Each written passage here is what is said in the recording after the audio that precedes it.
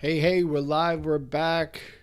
I think this is episode 73, if I'm counting right, which is pretty amazing. Pretty amazing to me.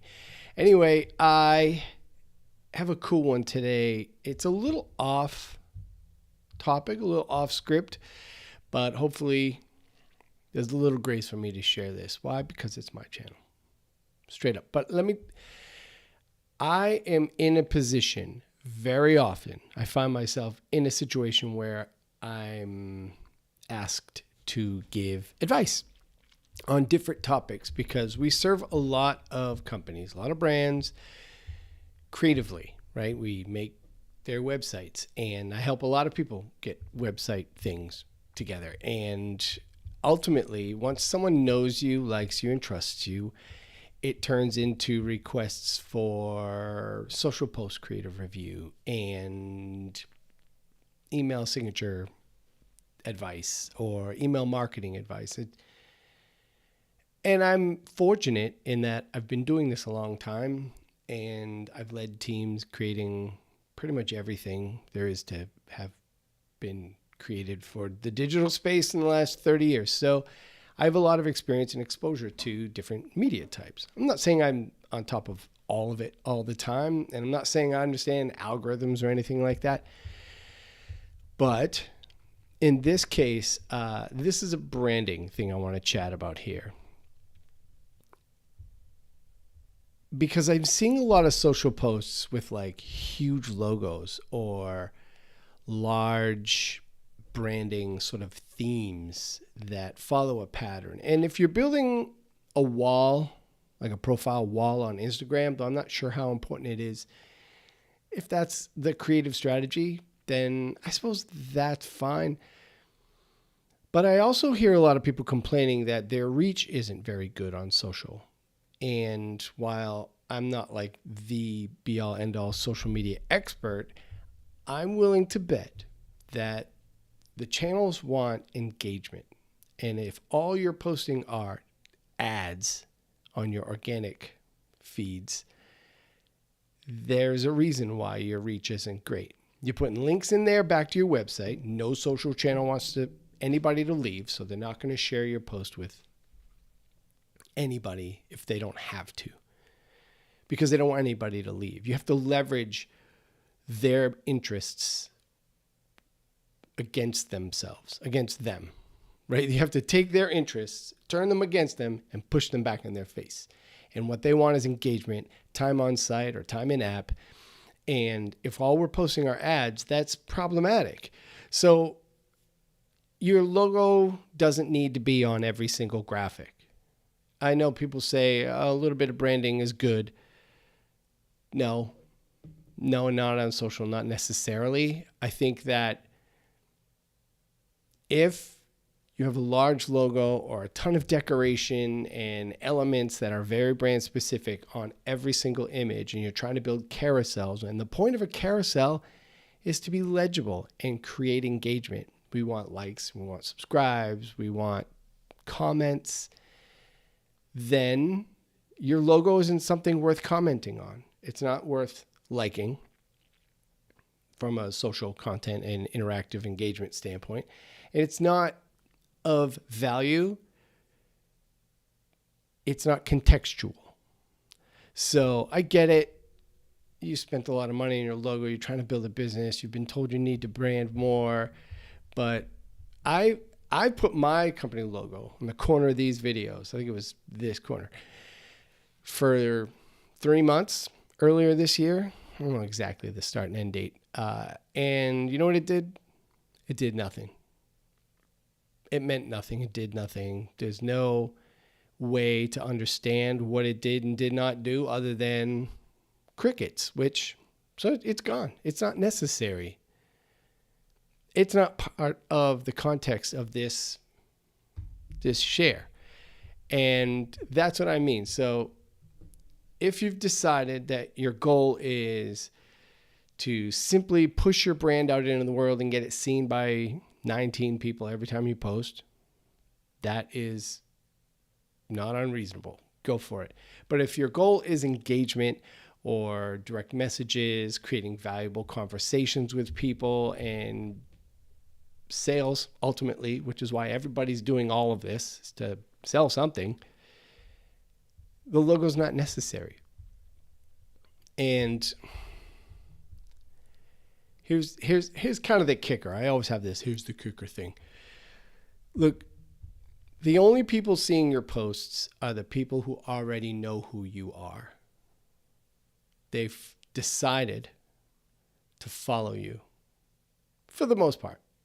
Your posts can be shared with other people that don't follow you as recommended, or, it part of the algorithmic feed. But not likely if it's full of branding and has an external link in it. The reach is already being suppressed.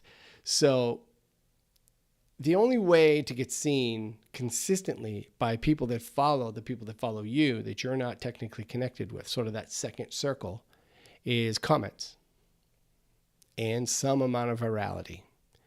So focus on context of the post, the reason your post, the thing you wanted to share, and the questions you have, the engagement you're trying to elicit or create or start. However you see that, focus on that. You can always add branding. You can always DM someone or drive someone from your profile to your link list page or your bio link page, or however you're managing that. The thing is, if all that branding is just running ads, nobody went on there to see ads, even though we're all getting just bombarded with ads every time we log in. I get it. But nobody went in there for that, and adding to that noise isn't likely something that's going to help your reach. So that's kind of how I manage it. And largely, and I will put a link, like on LinkedIn, I put a link to one of these videos on LinkedIn the other day, because I didn't want to take the time to look up whether or not a 14-minute video was something I could even put into LinkedIn. I have no idea. I suppose I could ask ChatGPT. So I'm getting hammered with DMs. Everybody stop. I think that I'm done with this topic.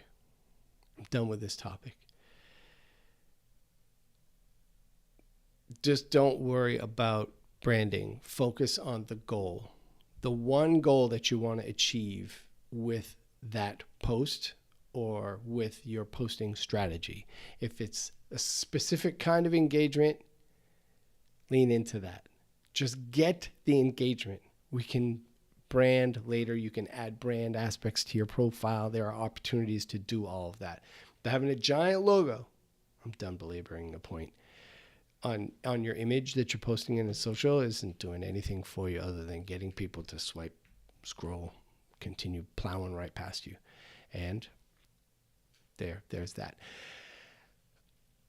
I almost went with a different topic today, and I don't think it deserves an entire episode. Maybe I will in the future. I'm going to add this to my list of future topics that I keep in my notes. Emailing passwords. It's July 16th, 2025. Please stop emailing passwords. Go to LastPass or 1Password. That's what I use. And if you have a login you want to share with somebody, you can click a button to say share this, and a temporary URL goes out to someone, and they're able to access it for a short period of time via an encrypted link that will expire. It limits your exposure. When you email passwords, at some point, your email gets hacked, and that password is now out there. And you now also aren't someone who's managing a system of passwords. I'm telling you, it's a recipe for disaster. Please don't email passwords. There's nothing about email and the IC. There's nothing about that protocol that is secure. Nothing about IMAP is secure. It's not encrypted. That's why there are email encrypted services. that go, you have to log in and do all the 10 things to get into just to read your email. Big companies use that stuff. You and me, we don't use that stuff. It's expensive. It's cumbersome. It's inconvenient. All I'm saying is, please, world, please stop emailing passwords. Oh my gosh. Here to tell you, I just got emailed a password and I went, what? Bang my head on the microphone. Do.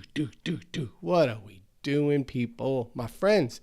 Now I got to call them and say, hi, please don't email me your password. I don't want the responsibility of having that information in my inbox. Should something violate my inbox in the future, however likely or unlikely that is not responsibility that my business needs to take on. I'm sure it's in my umbrella policy or my cybersecurity policy somewhere. There's a little line item that says, if somebody gets hacked because your email got hacked because they emailed you a password, you're hosed. Great. Awesome. Can't wait. That was a rant. I didn't see that coming. I wanted that to be more constructive, but here we are. All right, I'm done. I just stared at you for 2 whole seconds, and this is the least interesting video I've probably ever made. I have one more thing to share, and I'm making a commitment. I haven't done this on here in like 2 months. A commitment. Hold me to it. If you're, how many minutes? 12 minutes into this video. Hear me now. Listen to me now. Hear me later. I'm going to start publishing regular YouTube videos that are not live. Some how-to. Squarespace and internet how-to things. And I know there's 6 million of them out there. But I want my own. And there's always room on YouTube for more videos. Even if there have been 10 videos made on a specific topic. Maybe somebody likes my hair. Maybe they watch mine. I don't know. It's time because I want to help people help themselves in more tactical, technical, and practical ways.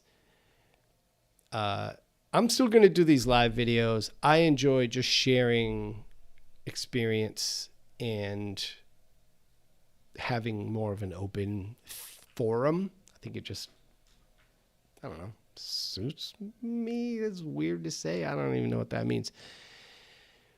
Anyway, I made a commitment. It's been a couple of months. I forgot about this segment. I started out with segments and they all kind of went to the wayside.